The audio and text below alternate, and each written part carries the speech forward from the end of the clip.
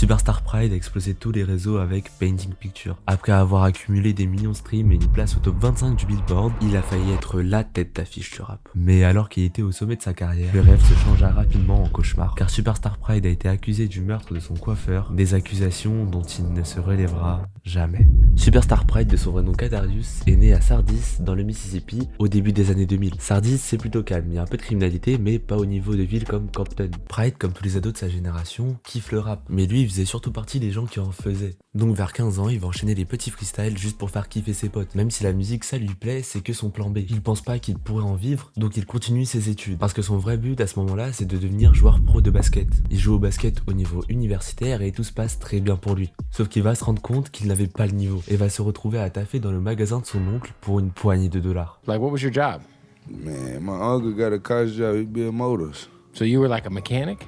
Yeah. Cet événement, c'est une douche froide pour Pride, qui va devoir renoncer contre son gré à son plus grand rêve. Sauf qu'il compte bien ne pas abandonner le deuxième. Il se lance alors à fond dans le rap, balance quelques petits tracks sur YouTube, et dans des interviews, il dit s'inspirer énormément de gars comme 50 Cent ou même Yo Gotti. Cependant, alors que les rappeurs comme 50 Cent ou même Yo Gotti ont su se réinventer, prospérer et construire une vraie carrière, celle de Superstar Pride va prendre une tournure bien différente. Le 16 octobre 2022, Pride balance son premier EP. Il s'intitule 5 lbs of Pressure et il est décrit comme ultra perso. Je sais que j'avais 5 livres de pression, car il en faut 2 pour appuyer sur la gâchette. J'ai constaté que j'avais ça à 7 ans, et c'est à ce moment-là que ma vie a basculé. Je parle de tout ça dans cette EP. Ce projet a reçu un peu d'attention, mais pas assez pour Pride. Il va donc actionner son plan pour percer. Un truc qui paraît logique aujourd'hui, mais beaucoup moins en 2023. Il se met à posséder TikTok, un move qui va lui apporter beaucoup de visibilité. Et ouais, vu que son premier TikTok va faire plus de 10 millions de vues, et le second qui est juste un repost, plus de 50 millions. So I posted early.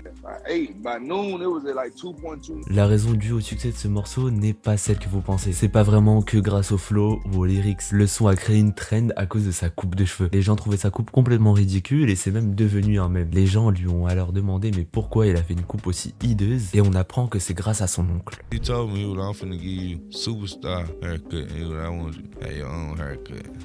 Yeah, He was like, you a superstar already, but he was like, I just want you to have your own haircut. that's hard. Bien que Painting Picture a rencontré un succès énorme, Pride a vécu un enfer. Le son faisait que de se faire retirer de toutes les plateformes. Le simple fait que l'album soit retiré était dur. Mais que le son phare le soit aussi, c'était encore plus dur. Heureusement, j'ai réussi à obtenir tant bien que mal l'autorisation et je l'ai reposté. Ce n'était pas facile.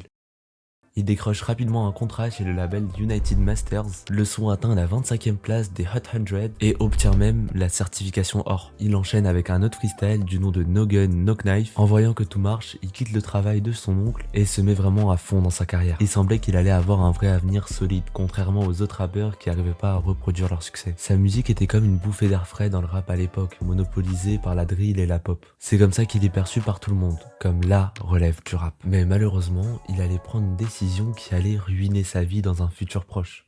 Le 19 juillet 2023, le département de police de Penola signale le meurtre de Marcus Wesley. Âgé de 40 ans, il était en réalité le coiffeur de Pride. La police est persuadée que c'est Pride qui a commis ce crime. C'est perçu comme une tragédie, mais pas pour tous. Quelques internautes trouvent ça même ironique, à cause de ce que Pride dit dans son freestyle. Et pendant l'ancienne trend sur sa coupe de cheveux, plein de gens lui disaient de tirer sur son coiffeur tellement c'était nul. Et cette fois, il l'a vraiment fait. Même si plein de gens se moquaient de cet incident, on soulève quand même une question. Mais pourquoi il a tiré sur son coiffeur ?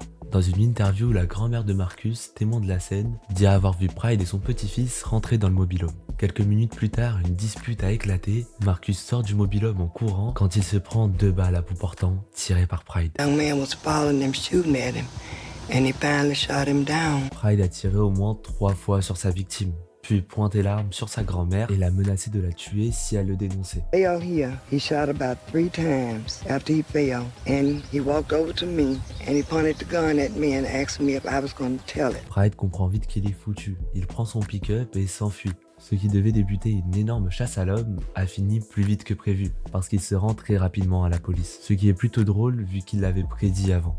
Ce qui rend un peu confus tout le monde, c'est comment un gars qui vit le rêve de tout artiste, qui sort banger sur banger et qui accumule les millions de fans, a pu assassiner quelqu'un de sang-froid devant sa propre grand-mère, puis même de la menacer devant plein de témoins. C'est tellement improbable que personne ne comprend vraiment ce qui s'est passé entre Pride et son coiffeur. Dites-vous que même son propre père n'a pas pu comprendre ce qui s'est s'est passé. You know, it's still just something that's got to be looked into and to see what all transpired. Selon la grand-mère de Marcus, Pride lui avait demandé de l'aider sur un tournage de clip, mais il a refusé, ce qui a provoqué une dispute qui a très rapidement dégénéré. Mais est-ce que c'est vraiment la raison? Aucun casier judiciaire, aucun lien avec un gang, rien de bizarre. Il venait aussi d'avoir un énorme succès dans la musique, même Steve Toot, le directeur de son label, s'est porté garant de lui. He was such a stand-up guy. Plusieurs personnes ont essayé de donner leur avis sur sa situation, comme O.J. Percy qui disait que des histoires comme ça, il y en avait malheureusement trop dans le rap. It's always the up and coming rappers. Pay attention. It ain't the ones that have made it. That ain't. When you make it, you make it. But that's rare. The last one made it was Lil Wayne. Everybody else is food. I say Meek Mills, 2 Chainz, T.I. But even they gotta pay their costs when they get caught up doing what they gotta do to work the system. It's a part of the system. Niggas know what's on the contract, nigga. Body for body, nigga. You can't walk in this mom about how you rap, nigga. What you talking about? You niggas ain't talking about nothing but the same thing that's killing each other. That's it. You can't name to me now rap song on the radio where a nigga ain't killing a nigga. This is what's going on with the up and coming rappers. See what he ran up to do a job and didn't complete it. He failed the test. Sloppy with the pot.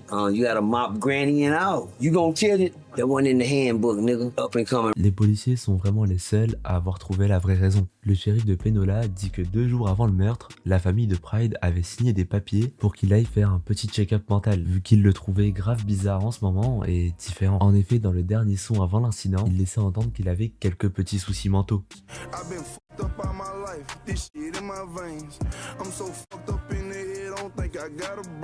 En repensant à son interview avec Bootleg, il est facile de voir que son esprit a été traversé par quelques périodes difficiles. Before 7, I ain't seen so much in the streets. Like Before 7? Before 7. Jesus. Before 7, I probably seen more than the average 16-year-old. Après cette malheureuse révélation, des gens vont arrêter de se moquer de lui et essayer de lui apporter du soutien. He got trauma, Yeah, no, that nigga definitely got trauma. You could watch, if you watch that Bootleg Kev interview, you could see that shit for sure. He like just talking about going from his mama having money to not having money.